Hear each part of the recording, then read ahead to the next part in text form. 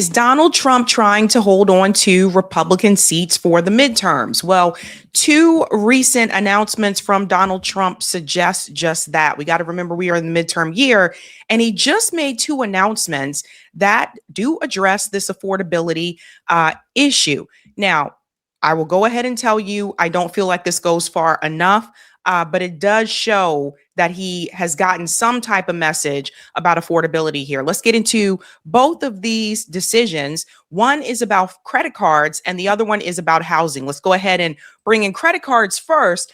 Donald Trump just announced a 1-year 10% cap on credit card interest rates.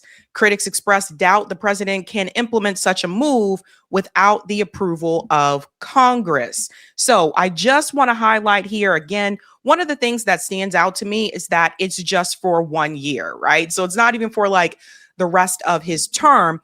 Now, obviously, this is a plus. It's a positive, but it doesn't really address the overall underlying issue, which is the cost of living, right? So this would obviously affect people that have credit cards or maybe people who are interested in obtaining a credit card.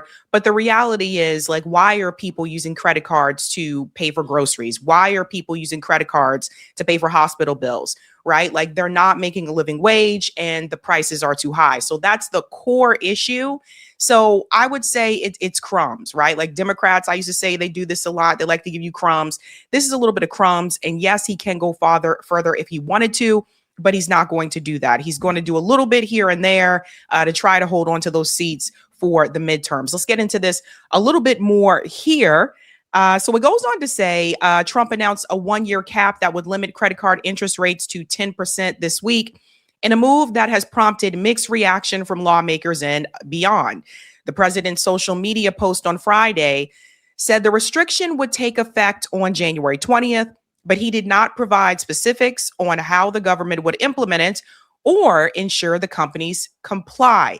That's a big one there too, right? Like what is going to be enforced to make sure that credit card companies actually do this? Please be informed that we will no longer let the American public be ripped off by credit card companies that are charging interest rates of 20 to 30% and even more, which festered unimpeded Sleepy Joe Biden. During the Sleepy Joe Biden administration, Trump wrote in a Truth Social post. Coincidentally, January 20th date will coincide with the 1-year anniversary of the historic and very successful Trump administration. During Trump's second campaign, he had said that he would implement such a cap as American credit card debt hit a record here of more than 1.1 trillion. That debt later reached a whopping 1.17 trillion in the third quarter of 2024, growing to 770 billion in the first quarter of 2021. Now, that would be coming, of course, right after the pandemic when people were losing jobs and, people obviously were very desperate and they were using their credit cards for things that I just told you about: groceries, hospital bills, gas is another big one. Again, like you have to get to the core issue, which is the cost of living, right? Like people are not making a living wage. I know for my generation, those of us that are millennials, Gen Z will probably tell you this too. Wages, didn't adjust for inflation. So a lot of times we feel like we'll always be behind, that we'll never get to where our parents were at our age. And just to give you an example, my parents were homeowners in their early 30s.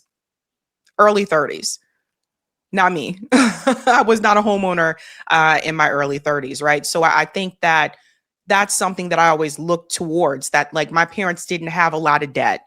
My parents didn't have to live with the same type of cost of living that I have to deal with, when I was their age and even today. So that's the core issue. After not seeing action on that campaign promise, Bernie Sanders and Josh Hawley introduced a bipartisan bill in February 2025 to cap credit card interest rates at 10% for the next 5 years. So this is something that Trump and Bernie agree on. And it goes on to say here, major opposition from banking groups. The bill has not progressed in Congress. So this is another thing, like, does he have to go through Congress for this? Would it get through? Just one day before Trump's announcement, Sanders criticized Trump for not fulfilling his campaign pledge. So yeah, this was something that Donald Trump did promise. Bernie went on to say here, Trump promised to cap credit card interest rates at 10% and stop Wall Street from getting away with murder. Instead, he deregulated big banks, charging up to 30% interest on credit cards. Now, Bill Ackman, of course, is already pushing back on this. I'm going to show you this here. This is a mistake, President Trump. Without being able to charge interest rates adequate enough to cover losses and to earn an adequate return on equity, credit card lenders will cancel cards for millions of consumers who will have to turn to loan sharks for credit rates. And he goes on to say, like at what percentage. But again, Bill Ackman isn't getting to the core issue either. And of course, Bill Ackman doesn't want anything done for the working people. He's a billionaire and he wants to protect his wealth and his friends' wealth as well. But he's not getting to the root cause of it all, right? So he's saying that once this happens, these credit cards will be canceled by the credit card companies for millions of consumers, and that they'll have to turn to loan sharks for credit. But some would say that these credit card companies are loan sharks. I mean, people already do this now anyway. He's talking about turning to loan sharks. People already take payday loans.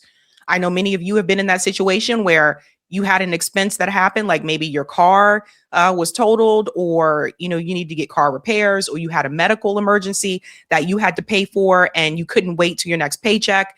That's why payday lenders stay in business. I consider them to be very predatory. The interest rate is ridiculous. You end up paying back way more than what you borrowed from them. And it can be a cycle where people just continue to go back to payday lenders to try to keep up because they end up paying way more than what they borrowed. So I consider them to be predatory. I consider student loans to be predatory at the interest rates that they have today. So loan sharks have been around for a long time and people have been using them. So that tells you something about Bill Ackman and the people that he's around. He's very much out of touch, but that's the way that he likes it. So yeah, of course, many billionaires are pushing back on this. Some people are like, how are you going to do this? What is going to happen? We'll have to wait and see. Now that's the first one, but there's another one. The other one that he is doing, and this is actually a big one.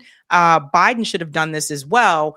Donald Trump is banning these corporate conglomerates from being able to buy single family homes. Now, this is a big one that I've been telling you guys about for quite some time, that you do have companies that have been buying single family homes. They, sometimes will demolish them and build something completely new. Sometimes they renovate them, they jack up the price, and the average person can't afford them. So this is a big, big issue. But the question remains, will they find another way around it? Again, that's why we have to get back to that core issue about a living wage and, of course, the corruption of capitalism. I want you to show you here what they said on Bloomberg about this decision. It's one of those things that's been a target for politicians for some time because it's a very easy political message to sell. You're going after the big institutions that are crowding out the individual home buyers, making prices too expensive. But at the end of the day, these are well-run institutional landlords of rental homes, not unlike apartment homes. And I think that at the end of the day, if what he is suggesting he wants to do gets done in some capacity, the net result probably winds up being less home inventory, which probably ends up making offsetting any positive impact on pricing that he would be looking to accomplish. But why is that the case, right? Like, why is it that they can't continue to build homes if something like this happens? So it's just ridiculous. This is the world that we live in today, or the country that we live in today, right? Because if you look at some other countries like China, they don't have this issue with housing. So here's the thing. I want to remind you about the 2008 housing crisis. A lot of the elders that lost their homes during the 2008 housing crisis, who ended up buying those homes? These corporations. These corporations, these corporate investors, whether it was BlackRock, et cetera, they ended up buying those homes after these predatory banks stole those homes from elderly people. They ended up buying those homes, ended up renovating those homes and jacking up the price. This also, of course, leads to gentrification, right? Because all it takes is a couple of houses on your block to increase in price dramatically and everything else starts to go up. So ultimately, again, at the end of the day, We can't keep living this way, and we should demand better, and we deserve better, as a people. Regardless of your income, everybody has, if we look at Maslow's hierarchy of needs, there are things that you need: food, a shelter, right? So housing. And we live in a country where some people are struggling just to get food. No child should be hungry in this country, yet children are. We shouldn't have that happen in the United States of America, but here we are. Let's continue on here. Well, I don't know much about this business, but how big is institutional ownership of residential real estate in the U.S. these days? It's tiny. I've seen numbers. It's only a couple percent of the overall housing stock, maybe a little bit more of the overall rental housing stock. I'm sorry, it's not as tiny as he's saying. And also, he seems very nervous. So he is there to defend, of course, the corporations. I do want to remind people about private equity. It's another problem that we have here in the Boston area, other major cities as well. Private equity also has been able to get its hands on housing, whether it's been apartment buildings, whether it's been single family homes, et cetera. They are also a big part of the problem. One of those companies, for example, I talked about on the show is Greystar. Right. So if you live in an apartment complex, look and see who really owns that property. Is it Greystar Management? Private equity is also a big part of this problem. But he is there to convince you and reassure you that it's not happening as much as you think it is. But it is happening. It's continuing to increase. It's not decreasing, right? So they are continuing to buy single family homes. They are continuing to buy apartment buildings, taking it out of the hands of the current management. And it's a big problem that we do have in the US. And it is a problem for the housing market. And some of us have been talking about this for years. And we are looking at now of a generation of people that may never be able to buy a home. And when we look at the housing that is being built, I can tell you in particular in the Boston area, it's all these little micro units, these tall buildings that have no character, and they just look so cold and corporate. That's funny. Even the apartment complexes look very corporate now. And they want to stuff people in these micro units, and that's where they want you to live. And you don't need to have a car. You can just walk everywhere. You can bike everywhere, and everything's going to be within a close vicinity to you. They continue to build those types of developments. In fact, in my documentary, Remove Black Erasure in Boston, which is on my channel, if you haven't seen it, check it out. That is one of the things that we talk about how these investors, they come in and they continue to build these small micro unit apartments. And this is what they want. They don't really want people to own. And you see it all around you. I mean, my parents were able to be homeowners at a relatively young age. Same with my friends' parents.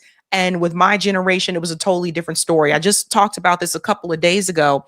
The average age of buying a first-time home now is 40. It's 40 years old. That's where we're at now, because people can't come up with the down payment. So, I mean, if the houses in your area are starting at like $500,000 and you have to come up with 20% down payment, obviously that's a lot of money. Now, there are ways around this where you can do the first time home buyer program, which is something that I went through, but I'm here to tell you that also was not easy. That was very stressful. There's a lot of things that go into that. But ultimately, if you're paying rent, that's $2,000, $3,000 a month. Where are you going to be able to save money to put towards a down payment? So it seems more likely nowadays, it's like to get a house, you have to be able to inherit one, like from your parents or your grandparents or something like that. It's getting absolutely ridiculous. But at the end of the day, it's a majority of what is owned, single-family homes that are rented are owned by mom and pop small investors rather than the large institutions. But clearly, the large institutions have the buying power, and that's what's being targeted here. The buying power. So there you go. They have more money. If you're looking at a home and you're ready to put in an offer, and someone else shows up and the corporation shows up and they say, hey, we want to buy this house and we'll pay for all of it in cash. You can't compete with that. What are they going to do? Are they going to sell it to someone who says, hey, I'm going through the first time home buyer program, which, by the way, some realtors won't even take. I have my 3% or my 3.5% to put down. And then the next thing you know, here comes Blackstone or BlackRock, and they say, you know what? We are going to buy this house in cash. We don't have to put any money down. We're going to pay you $500,000 right now. Who do you think usually wins in that? I'll give you a hint. It's not the little guy. So the buying power actually does matter. I guess in some fashion, the president and his administration are going after the high cost of housing, the lack of affordability of housing in this country. From your REIT perspective, what's going on there? How do we get ourselves here, and maybe how do we fix this situation? Well, I mean, the reason that there's a housing affordability issue is because there hasn't been enough built for an extended period of time, and we're undersupplied. And the way to get out of that is to increase supply. And that's a lie. So I just want to go ahead and tell you that is one of the biggest myths. I can tell you right now, even in Eastern Massachusetts, there's plenty of housing, but can you afford it? Hey, I lived in South Carolina. I lived in North Carolina, where houses are a lot cheaper than they are here in Massachusetts. When I lived in Columbia, South Carolina, I graduated from University of South Carolina. When I lived in Columbia, South Carolina, they were constantly building houses. They're still constantly building houses now because they have more land. Why aren't all these young people buying these homes? Because they don't have the money. So the myth that you continue to hear is that there isn't enough inventory. That is false. The problem is that people can't afford the inventory that is available. But again, he is there to run cover for the corporations. Anything that you do from an administrative or regulatory perspective that caps incentive to build new supply is the real problem here for pricing. Right now, rentals are more affordable than buying a home. I think that's pretty well understood across the board, and there's not enough incentive for builders of either single family or multifamily right now to increase the housing supply, which really is needed to improve affordability. No, what's needed to improve affordability is a living wage. They never go that far. Otherwise, he wouldn't be on Bloomberg. Now, I do want to tell you one thing to watch out for with this one. This guy, I don't know if you guys have ever seen this guy. His name is Graham Stephen. He became a millionaire at a very, very young age. He is definitely not anti-capitalist, I will tell you that. But he did give a warning about something they could do here to stop something like this happening. So he did talk about Trump declare war on the housing market. I do want to give you a heads up about this, about what some of those corporations can do. Check this out. Also, that he says this was tried one time before in the States. Listen to this. Similar initiative was also tried and failed in Minnesota that would ban corporations from turning single-family homes into rentals. But in each of those cases, not a single one gained enough popularity to pass.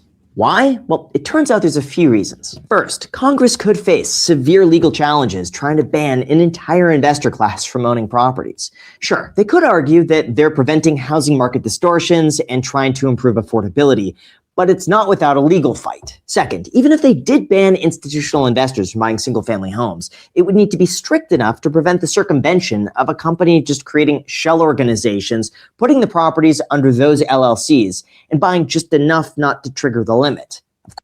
That part right there.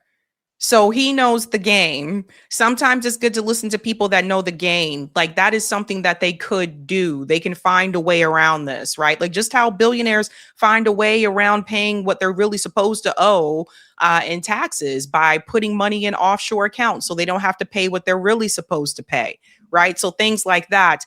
Now, he mentioned that it could face legal challenges. I think it's very interesting. It seems like whenever you want to do something for the working class, it can face legal challenges. Basically, if you want to fight back against the corporations, it could face legal challenges if you're trying to do something that is going to work for the working class people by fighting back against those corporations. But whenever they want to take something from us, it just seems to fly right through. Whenever they want to take something from the 99%, it seems to just make its way through somehow. But when you want to go back after like the billionaire class, when you want to go after corporations, all of a sudden there's all these legal challenges. Interesting, huh? Of course, Congress could pass the Corporate Transparency Act so that the same beneficial owners are pulled together as one. But again, it takes a lot of time, money, and resources to trace the ownership of what's probably going to be dozens of anonymous LLCs. And then enforcing it on top of all of that is going to be nearly impossible. And third, as unpopular as this is to say, measures like this have actually been tried in the past and have completely backfired. Like, take a look at what they did to housing prices. As of today, institutional bans on rental properties have been implemented in several areas, with the first being Atlanta, Georgia. In 2022, they passed a bill that limited build-to-rent communities, where a corporation buys up a plot of land, builds dozens or hundreds of single-family homes, and then sells them to a large corporation who proceeds to rent them out. Pause. That's the big problem. It's corporations that are buying the land. Whatever happened to the days where individuals would buy land? So if the corporation is buying the land and then obviously transferring that to another corporation, that's part of the problem. We need to go back to the days where people can just imagine if like 10 people got together and said, let's put all our money together and let's just buy a big plot of land. That's how it used to be back in the day. Go back. Look at the movies and read all the history about what happened like during Reconstruction, and think about how people came together as individuals, not a corporation necessarily, but just as individuals, and said, let's buy this plot of land. That's what we need to get back to. You know, I'm thinking about writing a book about this. Where people just get together as one and they buy land and they make it what they want it to be. And maybe if we could just get back to that instead of these corporate owned cookie cutter neighborhoods that do this whole thing called rent to own. But then it's kind of like you kind of own it, but you kind of don't, because the corporation owns the whole complex. It's so frustrating. I had a friend that participated in that, in rent to own. So to me, it's like, it was a bad experience for her. And I remember this whole conversation. So we need to get back to those days, the days where me, you, and Joe and Fanny or whoever, we could all get together, pull our money together, and just get a big ass plot of land, and don't allow any corporations to come in and take over that land. That's what we need to get back to. But since then, home prices in Atlanta have still gone up and rents have remained unchanged. Canada also tried following a similar method, banning foreign investors and corporations from buying up single-family homes. In the end, this did nothing to improve home affordability because foreign buyers only made up 2 to 6% of the entire market. And critics were saying this was just a virtue signal with virtually no impact on affordability. In fact, it wound up stalling development so much that Canada has considered reversing it entirely. In the Netherlands, this was also tried, but it was found to restrict supply, spike prices, and believe it or not, new homeowners tended to be richer than the renters that they were replacing. The Netherlands is probably not the best example because they do have things that we don't have here, right? They don't have the homelessness rate that we have. You know, they don't have to worry about the healthcare. Like, they don't have some of the issues that we have here in the United States, because at the end of the day, they're still taking care of their people. So I don't know if that's the best example. We'll go to one more here. So applies to Denmark and New Zealand, who tried to limit home ownership. In both of those cases, it made no difference to home prices. And by 2023, the government tried to re-attract foreign capital. Look, I know a lot of... So what does that tell you? That tells you that the big problem is ultimately corporate greed, i.e. capitalism. That's the big problem. And what we have seen over the past 15 years has been capitalism on steroids.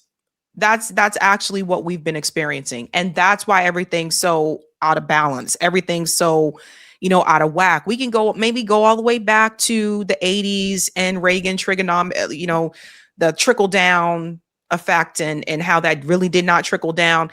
We can go back to different time periods.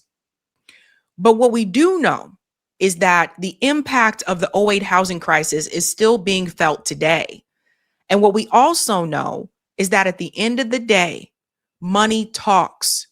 So if you don't have a living wage, if you don't have the money, you don't get to talk as much.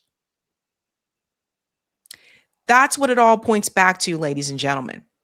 So it does seem like Donald Trump is trying to hold on to those Republican seats in the House and also in the Senate. That's why he's pushing these things now during, of course, midterm year. Is it going to be enough to turn people? I don't know. I think, again, like, you have to get to the core issue. People need a living wage. People need guaranteed housing. No one should be homeless in the United States of America. No one. Just point blank. The prices have to be lowered. And other than that, I mean, I see it as he's dabbling in it a little bit, but not to the point where it's going to be transformative for our lives. And this is the same thing I said under the Biden presidency, that we need a complete economic transformation in this country for people to be able to grow and thrive. Otherwise, we're going to be looking at a society of forever renters. Hey guys, this was a Sabby clip. If you like what you saw, hit that like button and subscribe.